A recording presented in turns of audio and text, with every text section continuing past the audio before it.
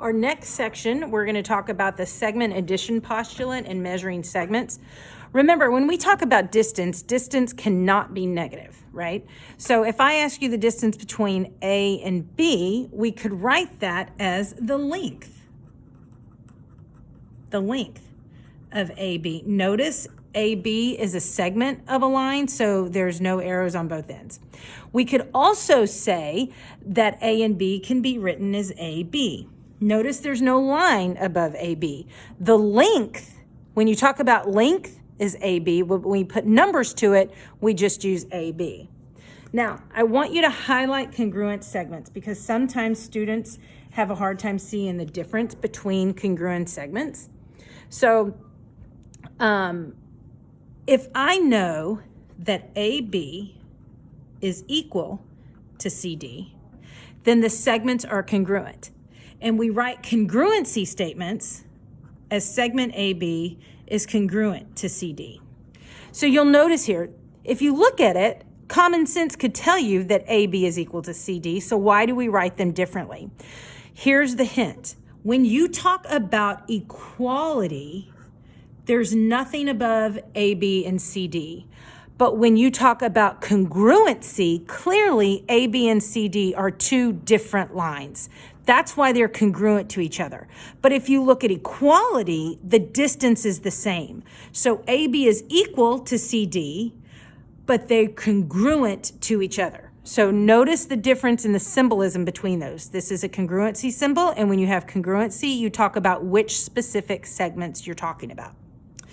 So the segment addition postulate says this: if A, B, and C are on the same line, and they're collinear, and B is between A and C, I can say that AB plus BC equals AC.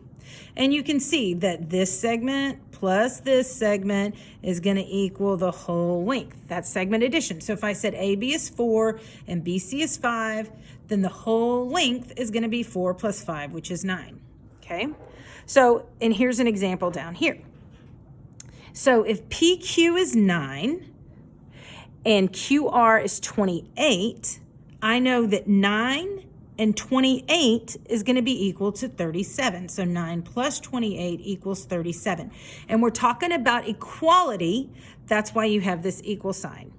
Now, if you have QR is 17 and PR is 21, how would you find that missing length? What plus 17 equals 21. So now you could say 21 minus 17 equals 4, and the length of PQ would be 4.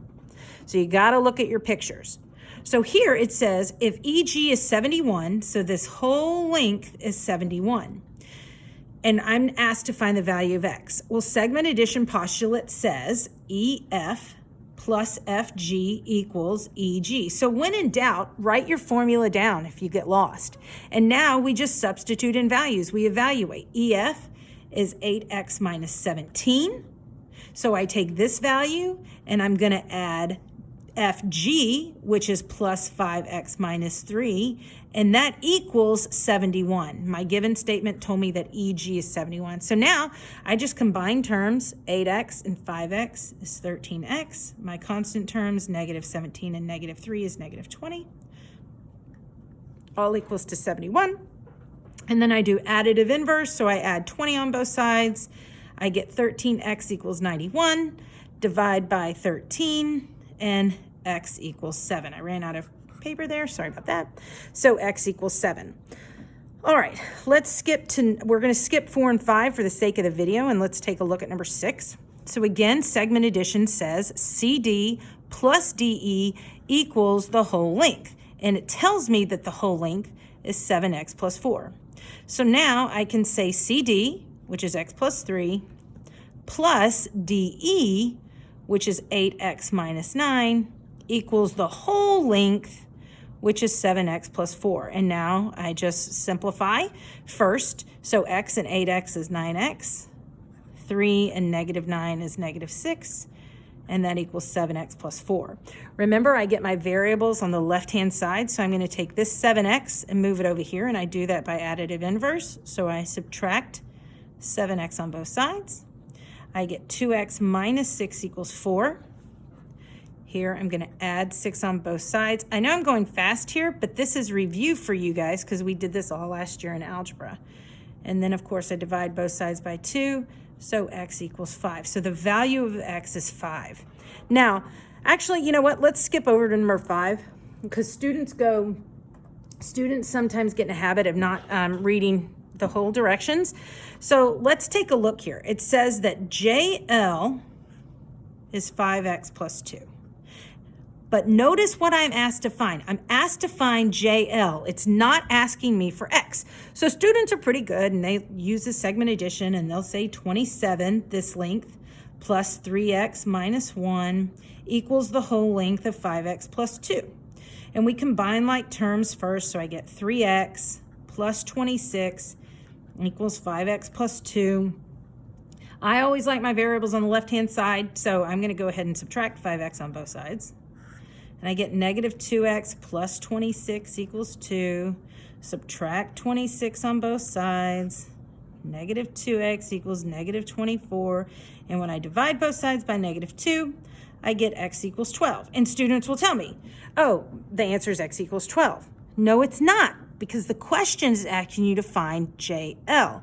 So I know JL, if you look up here, JL is 5x plus 2.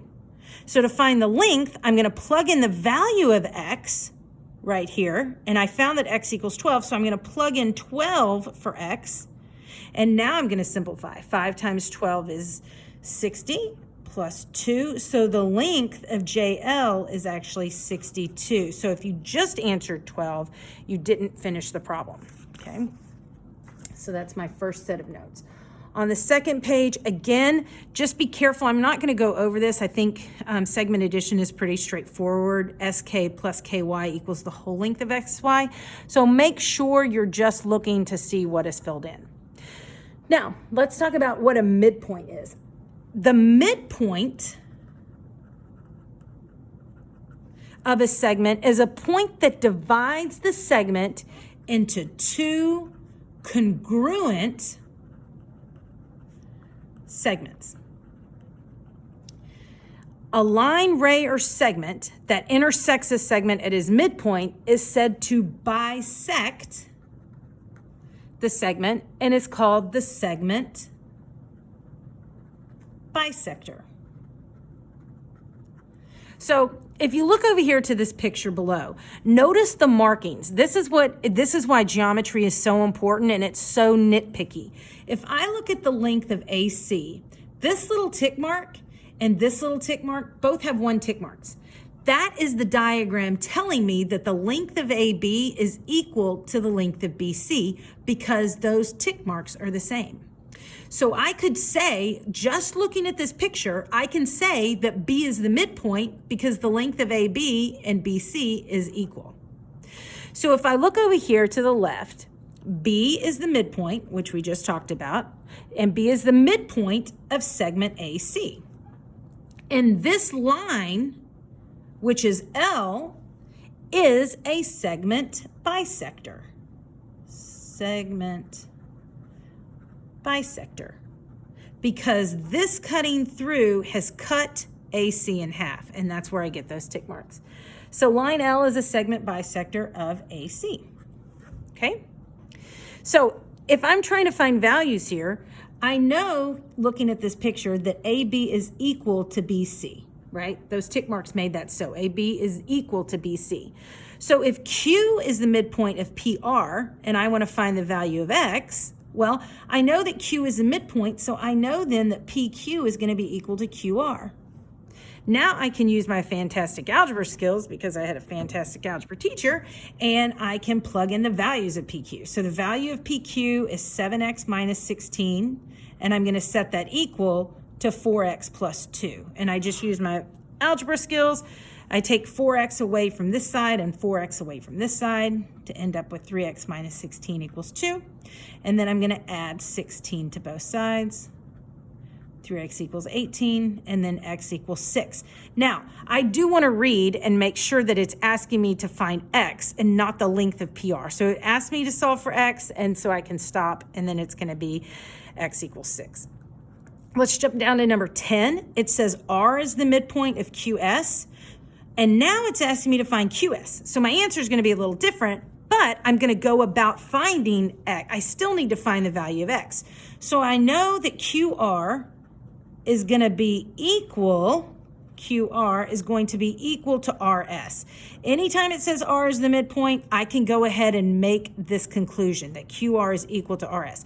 So I'm evaluating QR is 2x plus 16, and RS is 5x minus 17. And now I can take 5x away on both sides, and I get negative 3x plus 16 equals negative 17.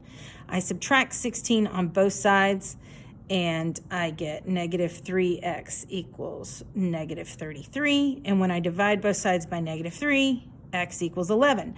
But I can't stop there because it's asking me to find all of QS. So if I want to find all of QS, and I know that x is 11, I can say 2 times 11 plus 16, and I get 22 plus 16, and I know that this length is 38. So I don't necessarily have to go back and plug in 11 here, because if this segment is 38, I know this segment is 38.